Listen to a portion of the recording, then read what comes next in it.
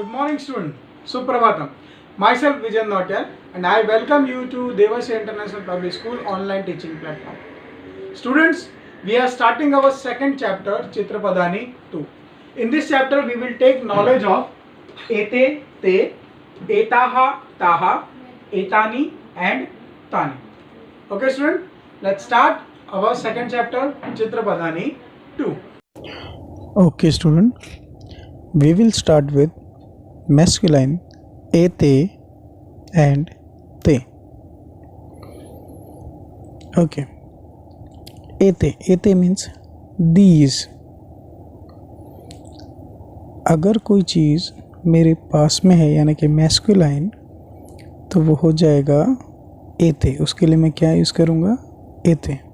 Let's see the example of elephants. एते गजाहा. These are elephants. ये एलिफेंट्स पास में हैं.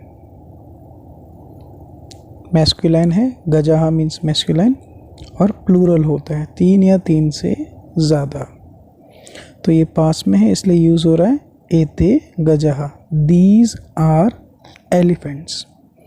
नाउ अगर यही एलिफेंट्स दूर हो तो यूज़ होता है ते गजाहा.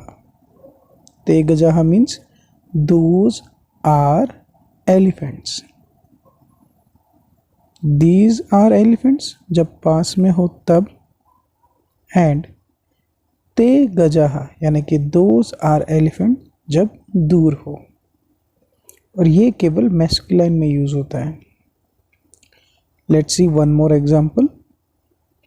हम एग्जाम्पल लेंगे रैबिट्स का. अगर पास में है तो एते शशकाहा.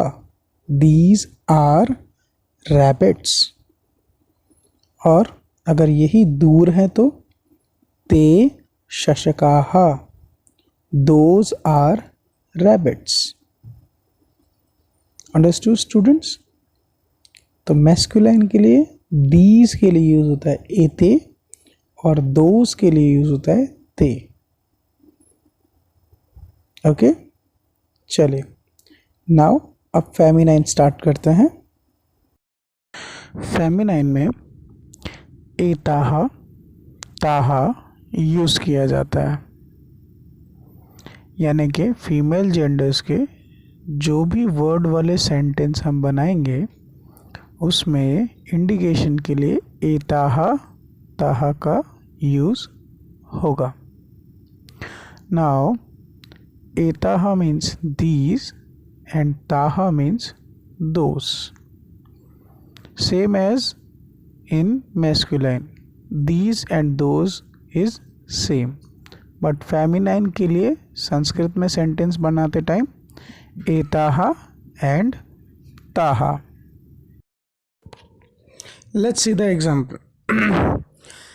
For example, we are taking here goats. Goats को संस्कृत में कहा जाता है अजाहा. ठीक है, चलिए. तो ये पास में है, नियर बाई है, इसलिए क्या होगा? एताहा अजाहा. These are goats. क्योंकि नज़दीक है इसलिए एता का उपयोग किया. और अगर यही गोट्स आपसे थोड़ी सी दूरी पे हो यानी कि काफ़ी दूरी पे हो तो आप क्या कहेंगे? आप उपयोग करेंगे ताहा. सेंटेंस बनेगा ताहा अजाहा. Those are goats. क्योंकि दूर है. Okay, let's see the another example. Here sparrow is there. Sparrow is called chatka. So if it is near to you then it is called etaha chatkaha. These are sparrows. Then if it is far from you, so it is very simple. You have to say taha chatkaha. Those are sparrows. Near है तो एताहा और दूर है तो ताहा. Let's go to the another gender. We are taking neutral gender in this etani and tani.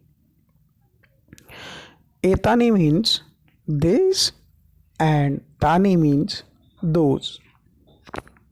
Meaning is same for three of the gender, these, those, but according to the gender the word is changed. Here it is etani and tani. Okay, let's see the example.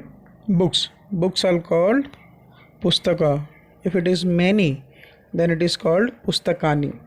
So if it is near to you, then etani pustakani, these are books. And if it is far from you, so it's very simple, tani pustakani, those are books. Near, so etani pustakani, और far है तो tani pustakani. Let's take one more example of tani and etani. Here I am taking utensils. In Sanskrit, utensils is called patrani. So if it is near to you, then it is etani patrani, these are utensils. And if it is far from you, then tani patrani, those are utensils. So पास में है तो एतानी और दूर है तो तानी. Okay, let's see one more time. Masculine etete, feminine etaha, taha, and neutral gender etani, tani.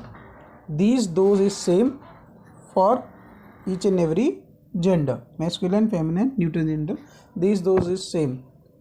Okay, so learn this thing. Stay home and be safe.